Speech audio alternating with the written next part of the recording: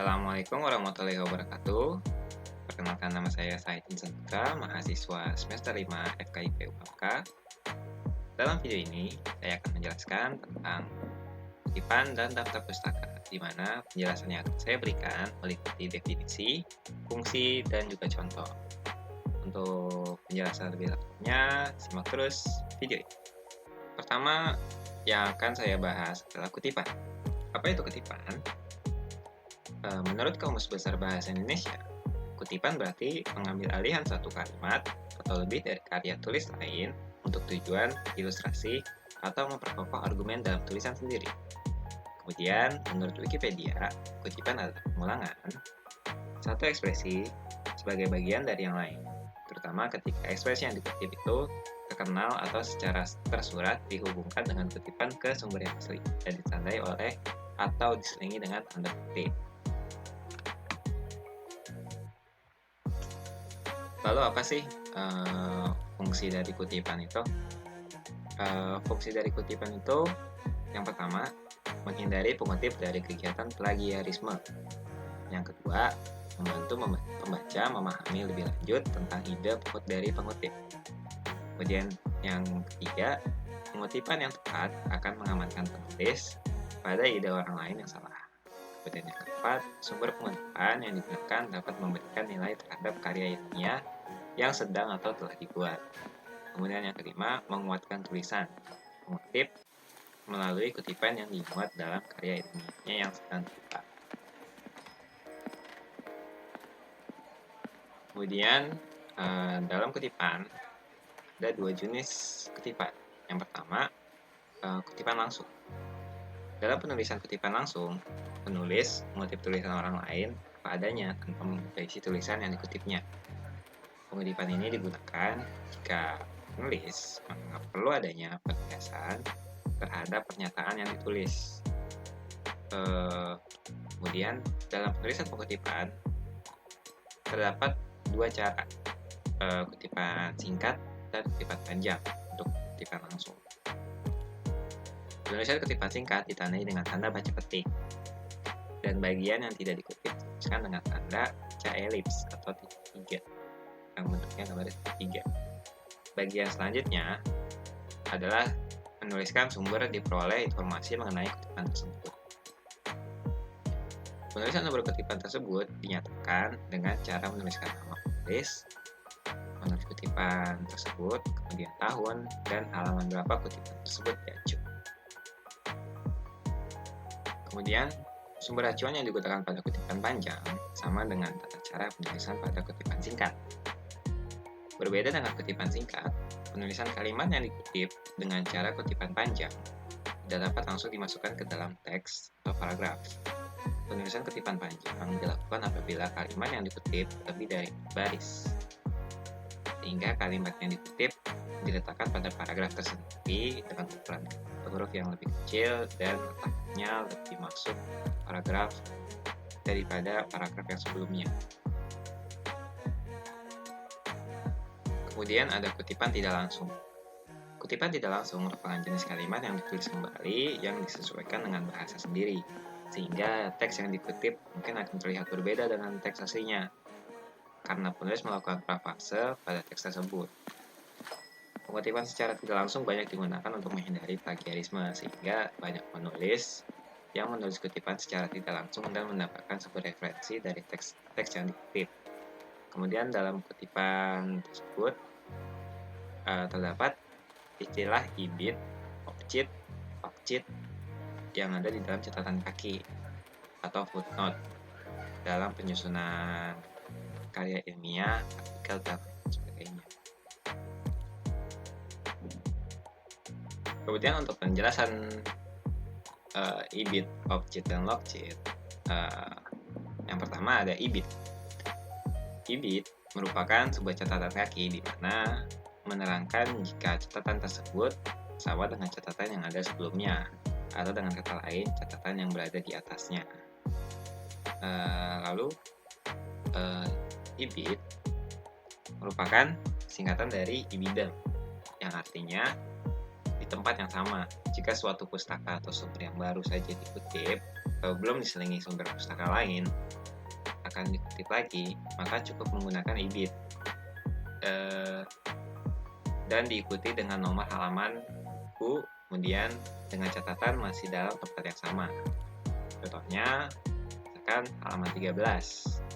Jika IBIT itu merujuk ke halaman yang sama dengan karangan yang lain atau karangan yang sebelumnya, maka IBIT harus diganti dengan logcheat.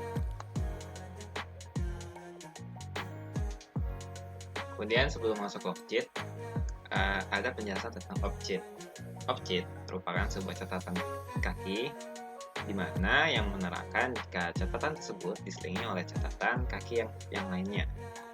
Object digunakan di mana untuk menunjukkan jika catatan kaki tersebut diselingi oleh catatan kaki lainnya serta dijelaskan dengan menuliskan nama pengarangnya namun berbeda halaman.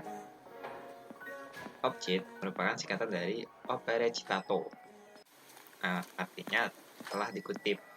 Jika suatu pustaka atau sumber yang telah dikutip dalam catatan kaki dan telah diselingi oleh satu atau beberapa sumber lain hendak dikutip lagi, maka penulisan catatan kaki dapat disingkat dengan hanya menuliskan penulisnya saja dan diikuti dengan logcheat. Kemudian ada pembahasan tentang logcheat. Logcheat merupakan sebuah catatan kaki di mana menerangkan jika catatan tersebut menunjukkan halaman yang sama dari salah satu sumber yang telah ada atau yang sudah disebutkan.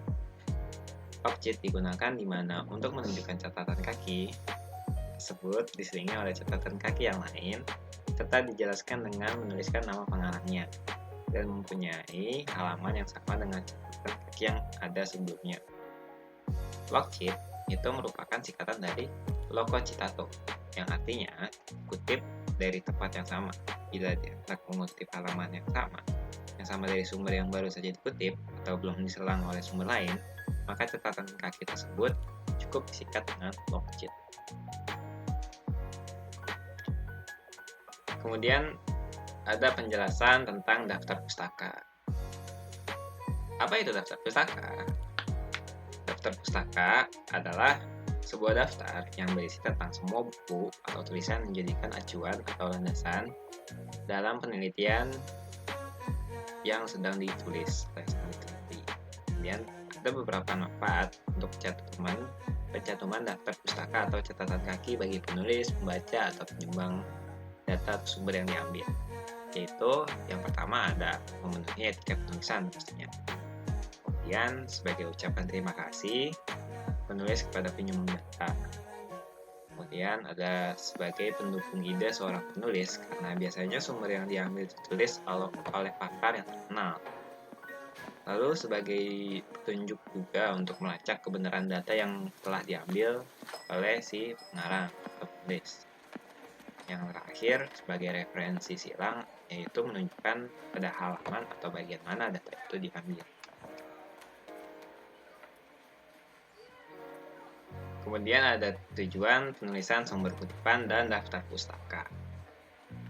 Apa aja tujuannya? Kenapa kita harus menulis sumber kutipan dan daftar pustaka? Yang pertama, agar terhindar dari tuduhan penciplakan atau plagiarisme. Salah satu fungsi kutipan adalah untuk menguatkan atau mendukung tulisan ilmiah Anda. Oleh karena itu, Anda harus mencantumkan sumber kutipan Anda secara singkat di bagian akhir setelah kalimat kutipan atau tepat sebelum kalimat kutipan. Paling dekat dengan kalimat kutipan. Dan menuliskan sumbernya secara lengkap pada daftar pustaka. Dengan melakukan ini, sebenarnya Anda sedang menghindarkan diri Anda dari masalah di kemudian hari terkait dengan pengambilan hak cipta karya tulis seseorang tanpa izin. Tujuan yang kedua adalah untuk menghargai penulis sebelumnya. Ketika Anda menuliskan secara lengkap sumber kutipan dan daftar pustakanya, sebenarnya Anda sedang menghargai orang yang mempunyai ide tersebut. Selain itu, juga pengakuan bahwa teks pada bagian tersebut adalah dari ide atau argumen dan atau analisa orang lain. Kemudian yang ketiga, membantu pembaca yang ingin tahu lebih dalam mengenai sumber kutipannya.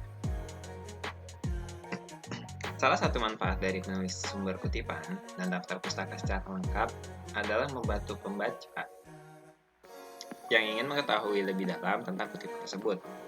Kadang-kadang pembaca tertarik untuk membaca lebih dalam tulisan yang Anda kutip. Dengan demikian, pembaca dapat menelusuri informasi dari sumber kutipan dan kemudian mendapatkan rincian lengkapnya pada daftar pustaka. Ada beberapa hal yang perlu diperhatikan dalam menulis daftar pustaka dari sumber buku. Namun, hal paling utama adalah memperhatikan urutan dan tanda bacanya. Berikut adalah urutan sebuah referensi dari untuk sebuah referensi dari buku. Nama penulis ditulis paling awal. Ingatlah untuk selalu menuliskan nama belakang penulis terlebih dahulu. Kemudian dilanjutkan dengan tanda koma, setelah itu cantumkan nama depan dan tengah penulis buku tersebut. Jika buku tersebut merupakan karya dari 2 orang penulis atau lebih, hanya penulis pertama yang urutannya namanya dibalik.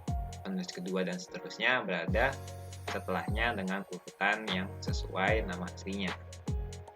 Jika pada buku tersebut nama penulis dicantumkan lengkap dengan gelar pendidikan atau gelar lainnya, gelar-gelar tersebut tidak perlu dituliskan atau tidak usah dituliskan.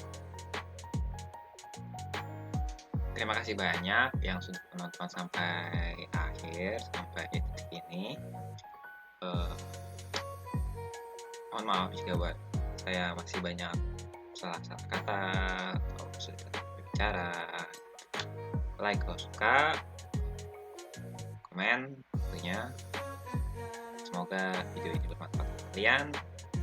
Salam, tetap sehat, stay safe, cuci tangan, dan jaga jarak. Terima kasih. Wassalamualaikum warahmatullahi wabarakatuh.